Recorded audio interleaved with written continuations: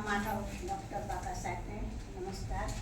મારે જે બધું કહેવાનું હતું મધુ મગની જગદીશભાઈ બધું કહી નાખ્યું છે, પણ આપણે બધા જાણીએ છીએ કે કોઈ પણ પુરુષની પ્રગતિ પાછળ એની સ્ત્રીનો સાથ હોય છે.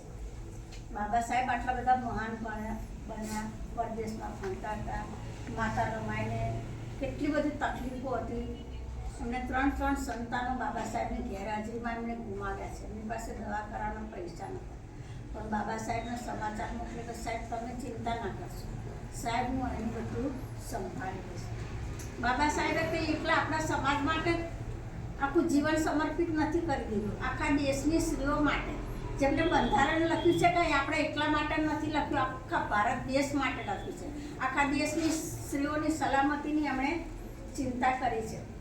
એટલે બાબા સાહેબના માટે તો એટલા બધા વિશેષણો છે કે આપણા ભારત દેશનું બંધારણ એમણે લખ્યું. બંધારણના ઘડવૈયા, બંધારણના શિલ્પી, બંધારણના જનક, મહામાનવ, વિશ્વ વિભૂતિ, વિશ્વ રત્ન, ગરીબોના બેલી, વિદ્યાર્થીઓના ગુરુ, એટલા બધા એમને વિશેષણો મળ્યા છે.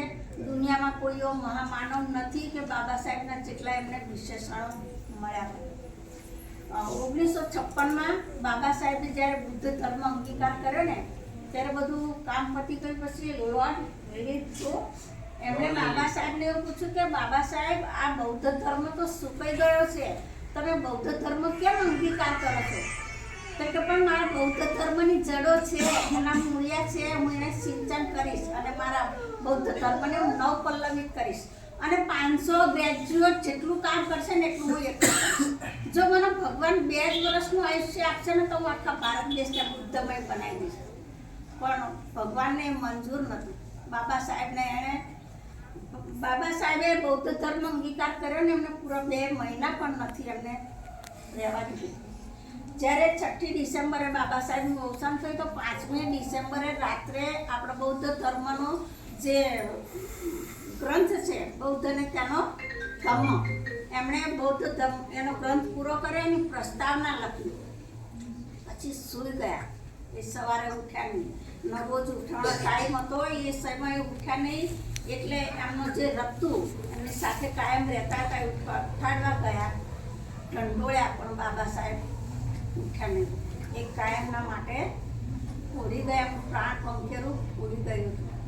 એ વખતે મોબાઈલ નહોતો, રેડિયો હતો. આખા ભારત દેશની અંદર ખૂણે ખૂણે બાબા સાહેબના અવસાનના સમાચાર પહોંચી ગયા.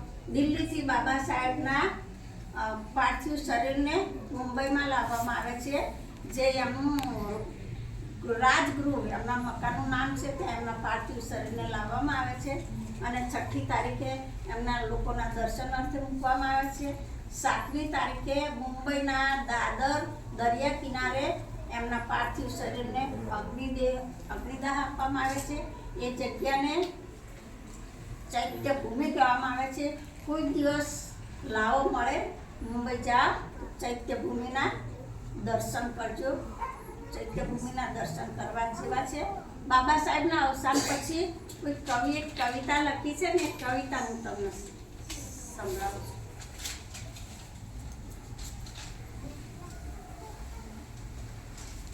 तेरे कर्म से ही तेरा नाम हुआ, तू मर के अमर भी मराव हुआ.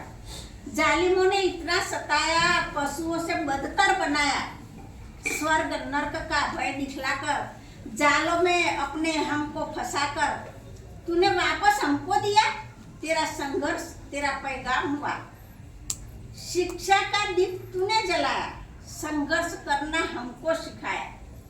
एकता में बल है ये हमको बता के, बौद्ध धर्म की राह दिखा के, स्वाभिमान सिखा के गया, दुश्मन को नचा के गया. मेरे मसीहा तू कहाँ है, न जाने कहाँ खो गया है. हमको जगा के जीना सिखा के, अपनी कलम का जादू दिखा के, दूर हमसे तू क्यों हो गया, अपना सपना हमें दे गया. हम सब के लिए तू कुर्बान हुआ, तू मर के अमर भी मराव हुआ, गुमराहों को तूने मुकाम दिया. મારી કવિતા પૂર્ણ કરું છું. હું આપણા બધાના વતી એક વિનંતી કરું છું કે બાબા સાહેબ તમે અવકાશમાં જ્યાં પણ હોય ત્યાં અમારે તમારી બહુ જરૂર છે. ભારત માતાની ભૂમિમાં કોઈ માતા ભીમાબાઈ જેવી પવિત્ર સ્ત્રી તમને નજરે પડે તો અમારા તારણહાર તમે ફરી વખત વધારજો.